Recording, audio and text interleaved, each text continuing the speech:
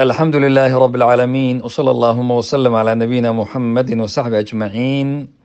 ودرسي اللي هي طبناد هي كتاب كإني حاد الأرواح إلى بلاد الأفراح ولي وحان كجرنا دمركي وناكسنا كوي حور العين يكوي كلب بإذن الله تبارك وتعالى دينتو حشود ملي هدي أن لشيقين هددتكو بران مهيان marka insha allahu tacaala xaqa lagama xishoodo waxaa kaloo halkan sheekhu ka hadlayaa aljimaacu fi ljanna yacni yujaamicu arajulu fi ljanna ninku xaaskiisii iyo xaasaskiisii waa u tegayaa jannada ama ha noqdaan kuwii xurulciinta ahaa ama zawjaadkiisi oo min ahli dunyaa ha noqdaan haddii ay jannada ilaahay uu ku abaalmariyo waxaana la siinayaa ninka quwa awood 100 nin quwadood baa la siinayaa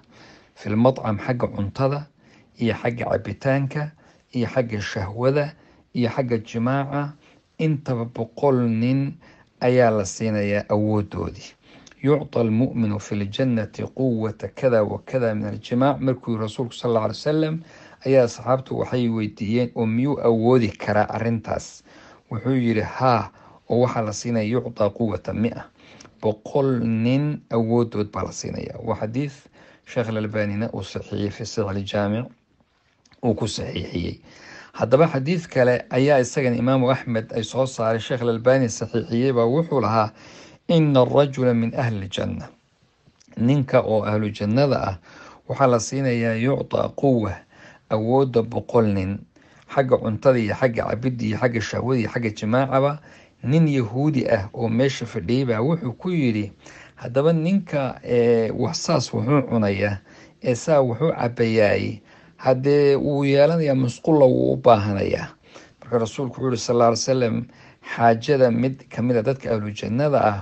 waa uun iyagu hadday musqul u baahdaan waa caraq iyo dhidid unbay noqonayaan dhididkaasoo jirkiisa ka imanaya kaasoo kadib markuu dhididkaas ka yimaadana qofkii wuxuu noqonaya badnigiisii qad damra waxaa weeyaan sida fardaha marka la rabo dee in faraska la tababarayo oo kale waxaa layidhaha cunto yar baa lasi marka calooshiisu waa dhuubanaysaa oo waxaa weeyaan calooshiisibaa sidaa u laaban marka qofku markuu cunto badan hadda cuno musqul buu u baahdaa laakiin taas uma baahanaye wuxuu noqonaya caraqa iyo dhididkaas kadibna calooshiisiina dib ayay u laabanaysaa abaa saciid alkhudri radia allahu canhu wa ardaah ayaa wuxuu leeyahy rasuulka sal ly slam wuxuu yidhi ina adna ahli janna dadka marka ahlu jannada ah ninka ugu yar xagga mansilada min darajada ugu yar ahlu jannada qofka haystaay waa qof ilaahay subxaana watacaala wejigiisa uu naarta ka leexiyey xagga jannadana loo leexiyey ninkaasoo degan oo maaragtay gurigiisu gelayaa waxaa usoo gelaya zawjaadkiisii xurulciintii iyo kuwii ilaahay ku arsaaqayba way u imaanayaan waxay dhahayaan ilaahay baa mahad iskale oo noo kaa nooleeyo oo na kaa siiyey isaguna wuxuu odhanayaa aniga waxa lay siiyey wax lamid ah adduunka qof la siiyeyba ma u malaynayo inuu jiro waxaa kamid a waxyaabaha jannada ilaahay subxaana watacaala uu ku xusay sharcigu iyo rasuulku uu sheegay shahiidka ninka shahiidka oo ilaahay darti u shahiiday ninkaas isaga ah wuxuu leeyahay 6 arrimood ayuu helayaa 6daas waxaa kamid a in dembigiisa la dhaafayo yacni awalu dafca min dami dhiiggiisii ugu horreeyay markii uu dhulka ku dhacaba ilaahay dembigiisa uu dhaafayaa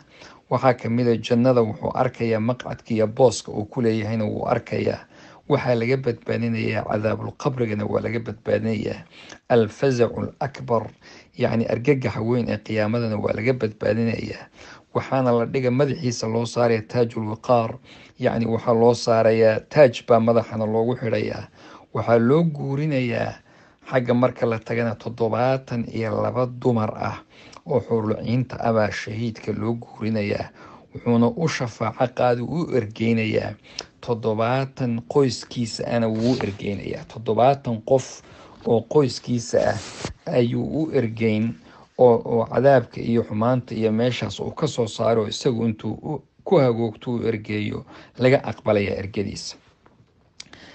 jannada dhexdeeda kheyra ma jirto kheyra waxaa weye masayr jannadu ma jiro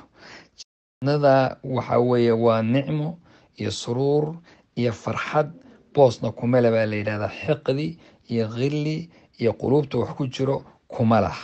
maxaa jira walidaalika dumarkuna cadadka ninka la siiyey iyo tirada laga warwaramayo iyo waxaas oo dhan wax dhibaya oo qalbigooda soo gelaya ma ah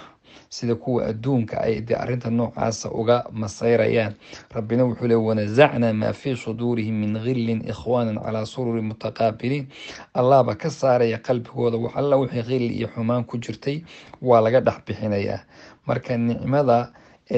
ilaahay subxaana watacaala uu siin waxay noqonaya wax alla wixii ay ku fikiraanna way helayaan oo wanaagana alla subxaana watacaala wuu siin qalbigoodana wax dhaawaca marnaba soo geli maayaan ninkoodana xilli walba uu joogo iyo isaga indhihiisu